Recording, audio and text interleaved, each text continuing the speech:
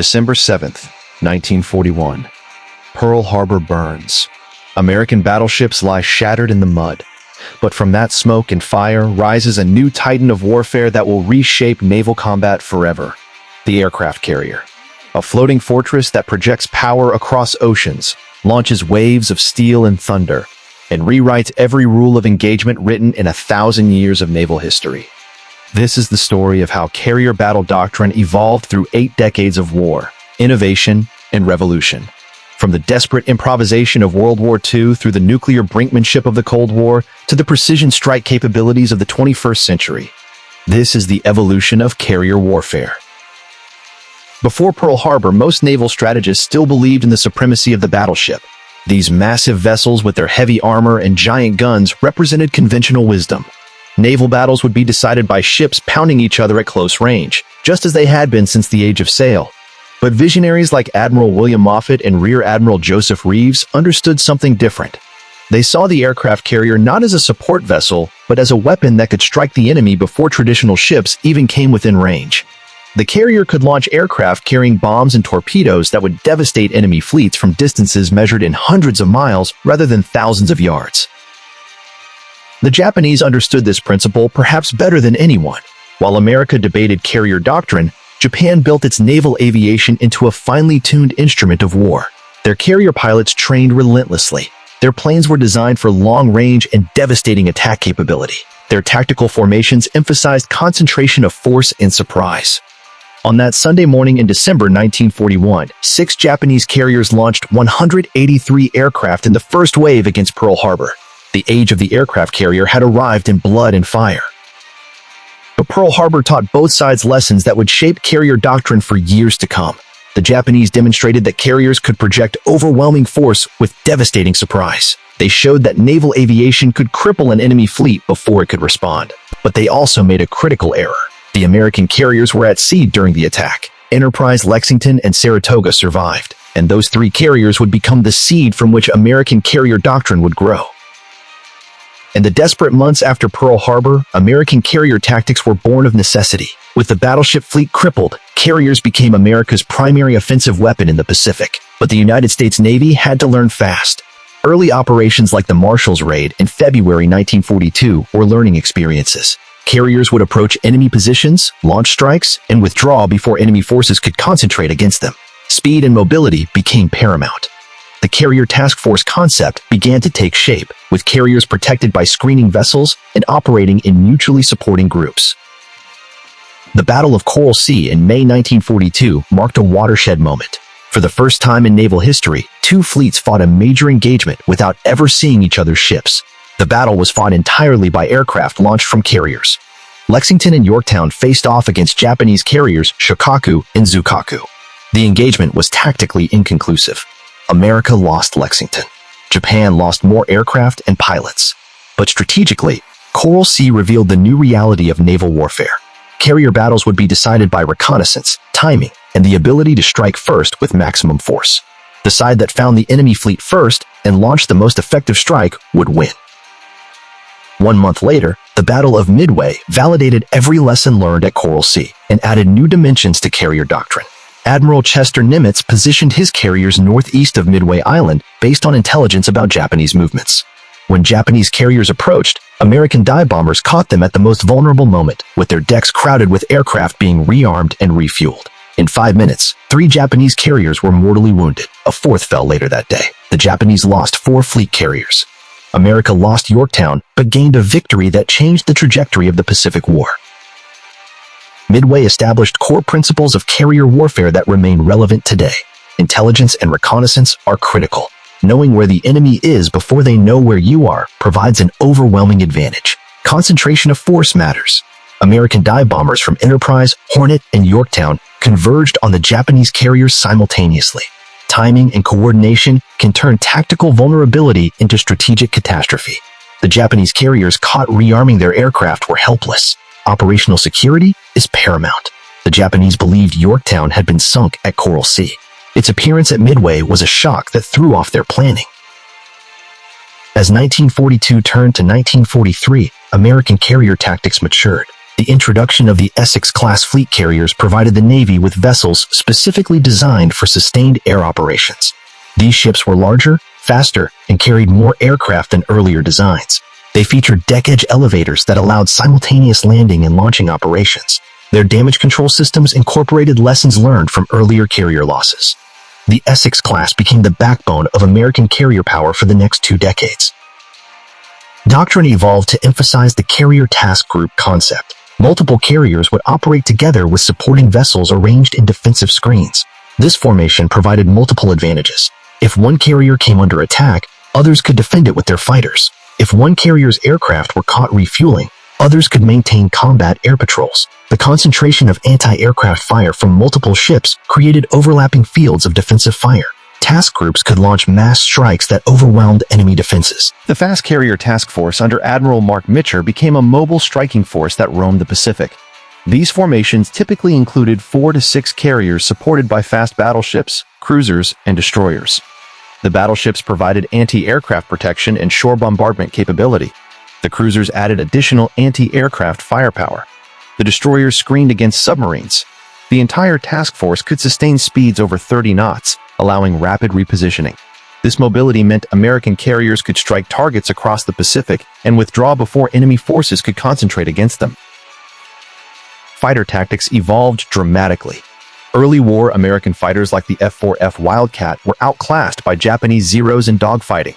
American pilots developed the THAC weave, a defensive tactic where 2 fighters would support each other through coordinated turns. When the F-6F Hellcat entered service in 1943, American fighter pilots gained a technological edge. The Hellcat was faster, more heavily armed, and better protected than the Zero. Combined with improved tactics and better training, American fighter squadrons began to dominate the Pacific skies. The Turkey shoot at the Battle of the Philippine Sea in June 1944 saw American fighters destroy over 300 Japanese aircraft in a single day. Dive bombing and torpedo attack tactics also matured. American doctrine emphasized coordinated strikes where dive bombers, torpedo bombers, and fighters attacked simultaneously from different directions. This overwhelmed enemy defenses. Anti-aircraft gunners couldn't engage high-altitude dive bombers and low-altitude torpedo planes at the same time. Enemy fighters couldn't defend against attacks from multiple vectors simultaneously. The mass deckload strike became standard doctrine. Carriers would prepare large strike packages with every available aircraft, launch them in coordinated waves, and deliver overwhelming force on target. The kamikaze threat in 1944 and 1945 forced another evolution in carrier doctrine. Japanese suicide aircraft represented a new kind of threat. Traditional defensive tactics assumed that enemy pilots wanted to survive. Kamikaze pilots sought only to hit their targets. This required new defensive measures. Combat air patrols were expanded and pushed farther from the carriers. Radar picket destroyers formed an outer defensive ring. These ships would detect incoming raids and vector fighters to intercept before kamikazes reached the carriers. The picket destroyers paid a terrible price. Many were hit by kamikazes, but they bought time for the carriers. Close-in defenses were enhanced. Light and medium anti-aircraft guns were added to carriers and their escorts. New proximity-fused shells exploded near aircraft without requiring direct hits. Gun directors linked multiple weapons to concentrate fire. Damage control procedures were refined to minimize the impact of successful kamikaze hits. Armored flight decks on British carriers demonstrated the value of passive protection. American carriers adopted many of these improvements. Lessons learned fighting kamikazes would influence carrier design for decades. World War II ended with American carrier doctrine well established. Carriers were the primary striking force of the fleet. They operated in concentrated task groups for mutual support. Air wings combined fighters for defense and strike aircraft for offense. Intelligence and reconnaissance enabled first strike advantage. Mobility allowed rapid concentration of force and withdrawal before enemy response. Layered defenses protected carriers from air and submarine attack. These principles formed the foundation for Cold War carrier operations. The atomic age brought new challenges and opportunities. Nuclear weapons could destroy entire carrier task forces with single bombs. This raised questions about carrier survivability. Some strategists argued that carriers were obsolete in the atomic age. Concentrated formations would be vulnerable to nuclear attack. But carrier advocates countered that mobility remained the best defense. A fast-moving task force was difficult to locate and target. Dispersed formations could reduce vulnerability while maintaining striking power. The debate intensified as both superpowers developed nuclear arsenals. The advent of nuclear-powered carriers revolutionized naval aviation. USS Enterprise, the world's first nuclear carrier, commissioned in 1961. Nuclear propulsion provided unlimited range and endurance. The carrier could steam at high speed indefinitely without refueling. This eliminated the need for vulnerable oiler ships that had constrained conventional carrier operations. Nuclear carriers could generate enormous amounts of electrical power to support advanced radars, catapults, and aircraft systems. They became floating cities that could project power globally without reliance on overseas bases. Cold War carrier doctrine centered on sea control and power projection. In the event of war with the Soviet Union, American carriers would need to control the seas while striking targets ashore. This required capabilities across the entire spectrum of naval warfare. Carriers needed to defend themselves against Soviet submarines, surface ships, and aircraft. They needed to project power against heavily defended targets in the Soviet homeland. They needed to support ground forces and conduct strategic strikes. The air wing evolved to meet these diverse requirements. Anti-submarine warfare became a critical carrier mission. Soviet submarines posed an existential threat to American carriers and to the sea lines of communication across the Atlantic. Carrier air wings added S-2 Tracker and later S-3 Viking aircraft equipped with sensors and weapons to hunt submarines. The carrier became the centerpiece of hunter-killer groups that combined surface ships, submarines, and aircraft locate and destroy Soviet subs. Helicopters provided close-in anti-submarine protection. Doctrine emphasized aggressive prosecution of submarine contacts and maintenance of secure operating areas around the carrier. Air superiority remained paramount. Soviet naval aviation developed long-range bombers armed with anti-ship missiles. The Tupolev Tu-16 Badger and Tu-22 Backfire could launch cruise missiles from hundreds of miles away. American carriers needed fighters that could intercept these threats before they could launch. The F-14 Tomcat entered service in 1974 specifically to address this threat. With its powerful radar, long-range Phoenix missiles, and variable geometry wings, the Tomcat could engage multiple targets at extreme range. Carrier air wings emphasized combat air patrols far from the carrier and aggressive interception of Soviet bombers. This aircraft provided over-the-horizon radar coverage that extended the carrier's surveillance envelope hundreds of miles. The E-2 Hawkeye airborne early warning aircraft became essential to carrier operations. The Hawkeye could detect incoming threats, coordinate fighter intercepts, and direct strike operations. It served as the quarterback of carrier air operations, managing aircraft across multiple missions simultaneously. No modern carrier operates without airborne early warning. Strike warfare evolved with technology. Early Cold War carriers relied on piston engine and early jet aircraft dropping conventional bombs. As technology advanced, carrier aircraft gained precision strike capabilities. The A-6 Intruder introduced all-weather attack capability. Its sophisticated navigation and targeting systems allowed strikes in any weather, day or night. The introduction of laser-guided bombs transformed carrier strike warfare. Aircraft could hit targets with unprecedented precision, reducing the number of sorties required and minimizing collateral damage. The Soviet Navy forced continuous evolution in American carrier tactics. As Soviet submarines became quieter and more capable, anti-submarine doctrine adapted. As Soviet missiles gained range and speed, air defense measures improved. The Cold War became a continuous competition between American carrier capabilities and Soviet countermeasures. Each side's innovations forced responses from the other. This competition drove rapid technological advancement on both sides. Vietnam demonstrated both the capabilities and limitations of carrier air power. American carriers operated on Yankee Station in the Gulf of Tonkin, launching thousands of strikes against North Vietnamese targets. Carriers proved they could sustain high-tempo operations for extended periods. The mobility of carriers allowed America to project power without requiring bases in potentially hostile countries. But Vietnam also revealed the challenges of using carrier air power against dispersed, resilient enemies in complex political environments. Lessons from Vietnam influenced carrier doctrine for the next generation. The need for improved electronic warfare capabilities became apparent. The loss of aircraft to SAMs and anti-aircraft fire emphasized the importance of defense suppression before main strikes. Enemy surface-to-air missiles forced development of aircraft and tactics to suppress air defenses. Close air support for ground forces required improved coordination between naval aviation and ground commanders. Battle damage assessment became a recognized challenge. Determining whether targets were actually destroyed required improved reconnaissance and intelligence. The 1980s saw a dramatic expansion in American carrier capabilities. The maritime strategy developed under Secretary of the Navy, John Lehman, envisioned a 600-ship Navy, including 15 carrier battle groups. Doctrine emphasized forward operations and aggressive prosecution of Soviet forces. In the event of war, American carriers would operate in the Norwegian Sea and Northwest Pacific, striking Soviet bases and defending NATO sea lines of communication. This forward strategy required carriers capable of operating in defended waters against sophisticated threats. The Aegis combat system revolutionized carrier battlegroup defense. Aegis-equipped cruisers and destroyers could track hundreds of targets simultaneously and engage multiple threats with SM-2 surface-to-air missiles. Integrated with E-2 Hawkeye radar data, Aegis provided layered air defense around the carrier. The Aegis ships formed an outer defensive ring while the carrier's own weapons and embarked fighters provided close-in defense. This created the most sophisticated air defense system ever deployed at sea. The FA-18 Hornet introduced multi-pre-trained crew ordering armed teamer on capability to carrier air wings. Previous doctrine required specialized aircraft for different missions. Fighters provided air defense. Attack aircraft struck ground targets.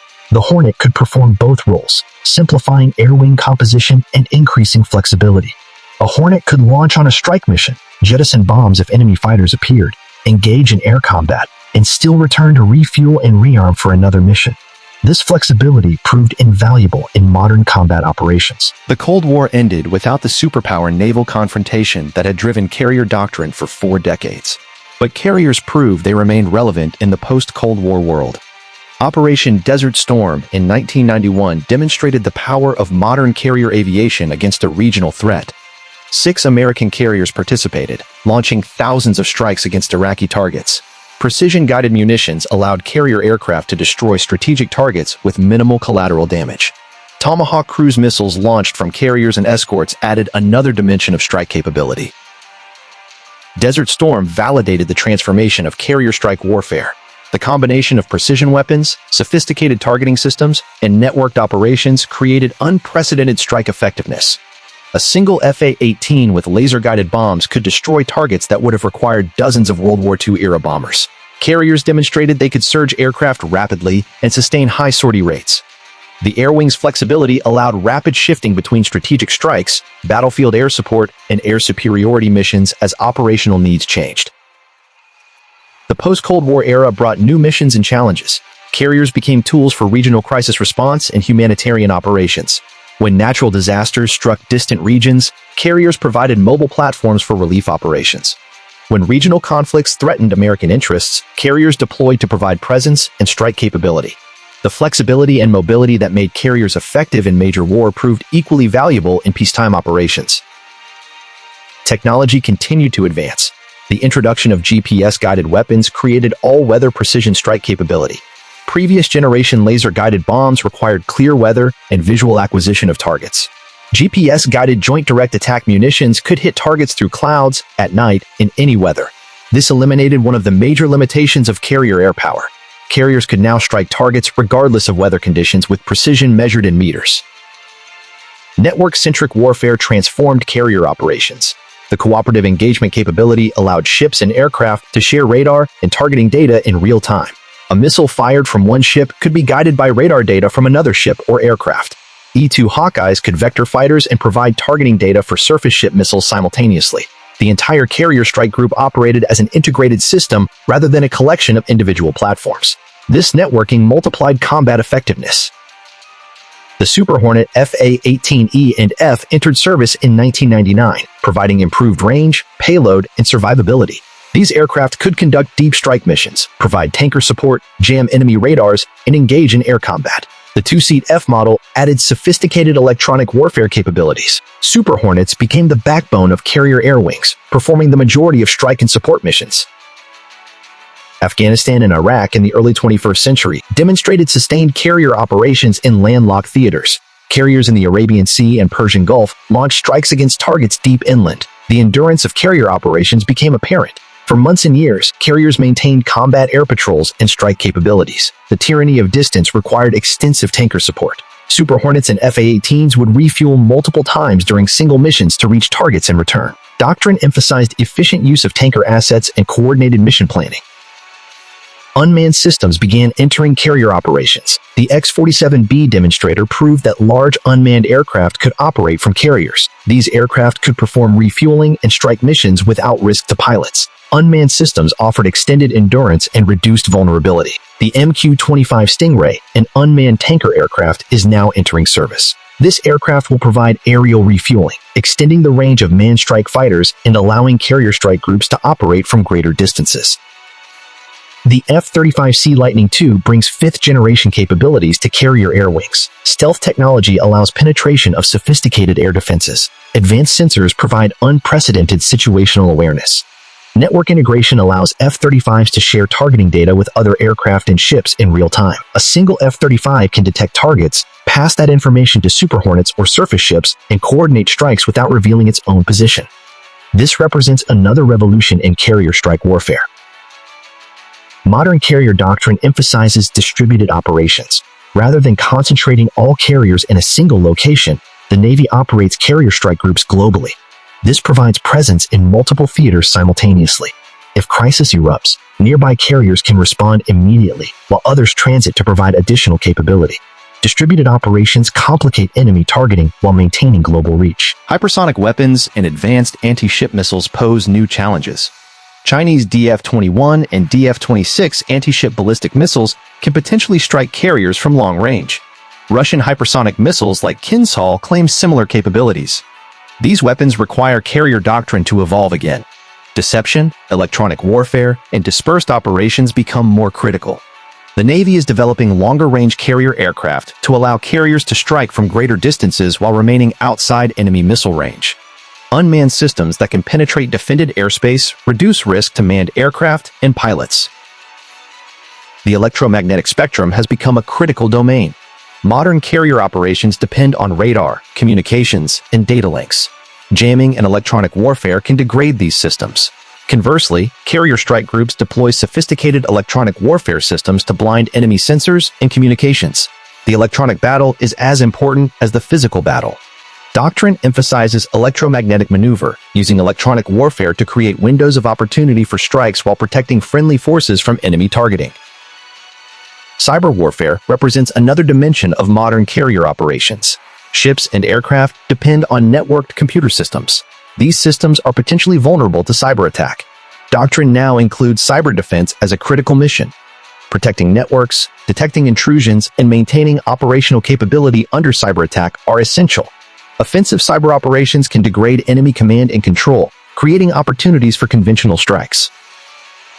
Today's carrier strike groups represent the most sophisticated weapon systems ever deployed. A modern Nimitz or Ford-class carrier embarks 60 to 70 aircraft, including Super Hornets, F-35Cs, E-2 Hawkeyes, EA-18 Growler electronic warfare aircraft, MH-60 helicopters, and unmanned systems. The carrier is protected by Aegis cruisers and destroyers equipped with advanced radars, surface-to-air missiles, and anti-ship weapons. Attack submarines provide subsurface protection. Support ships provide logistics and sustainment. The entire strike group is networked through sophisticated data links that allow seamless coordination. The Ford-class carriers introduce new technologies that enhance capability. Electromagnetic aircraft launch systems replace steam catapults, providing smoother acceleration and reduced maintenance. Advanced arresting gear captures landing aircraft with less stress on airframes. Dual-band radar provides improved air surveillance. Automation reduces crew size while increasing sortie generation rate. Ford-class carriers can launch and recover aircraft more rapidly than previous designs, increasing strike capacity. Modern carrier doctrine balances multiple missions. Carriers provide air superiority over contested airspace. They conduct precision strikes against time-sensitive targets. They support ground forces with close air support. They conduct intelligence, surveillance, and reconnaissance. They perform humanitarian assistance and disaster relief. They show the flag and conduct presence operations. The flexibility to shift rapidly between these missions makes carriers uniquely valuable. The future of carrier warfare continues to evolve. Directed energy weapons like lasers may provide new defensive capabilities against missiles and aircraft. Artificial intelligence will enhance mission planning and execution. Autonomous systems will perform dangerous missions, reducing risk to personnel. Longer-range weapons will allow carriers to strike from greater distances, but the fundamental principles established over 8 decades remain relevant. Find the enemy first. Strike with concentrated force. Maintain mobility and dispersion to complicate enemy targeting. Protect the carrier with layered defenses. Adapt to changing threats and technologies. From Pearl Harbor to the present day, carrier warfare has continuously evolved. The desperate improvisation of 1942 became the sophisticated strike operations of today. The lessons learned in battles like Coral Sea, Midway, and the Philippine Sea informed Cold War doctrine. The technological competition with the Soviet Union drove continuous innovation. The precision strike capabilities demonstrated in Desert Storm set new standards. Today's carrier strike groups represent the culmination of 8 decades of evolution. But the story isn't finished. New threats emerge, new technologies develop, new operational concepts are tested. The carriers of tomorrow will face challenges we can only imagine today. Hypersonic weapons, directed energy systems, artificial intelligence, autonomous vessels, cyber warfare, space-based sensors, all will influence future carrier doctrine. The Navy must continue to adapt and evolve. The side that learns fastest and adapts most effectively will control the seas. The aircraft carrier remains the ultimate expression of naval power. It projects American influence across the globe. It responds to crises before land-based forces can deploy. It strikes targets with precision from international waters. It adapts to changing missions and threats. From World War II through the Cold War to today's complex security environment, carrier doctrine has evolved to meet every challenge. The aircraft carrier has proven time and again that properly employed, there is no more powerful or flexible weapon in the arsenal of naval warfare.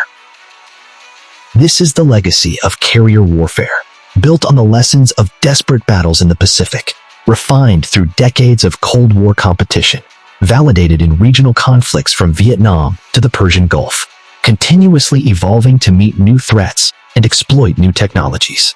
The carrier battle doctrine developed over 8 decades represents the accumulated wisdom of thousands of officers, sailors, aviators, and strategists.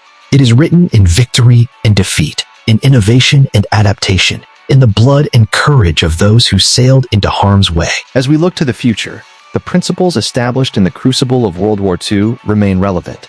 Intelligence and reconnaissance provide the foundation for success. Striking first with overwhelming force provides decisive advantage. Mobility complicates enemy targeting. Concentration of force overwhelms defenses. Layered defenses protect the carrier. Continuous adaptation to new threats ensures relevance. These principles have guided carrier operations through 8 decades. They will guide carrier operations in the decades to come. The carrier battle doctrine that emerged from the smoke of Pearl Harbor continues to evolve, continues to adapt, continues to dominate the world's oceans.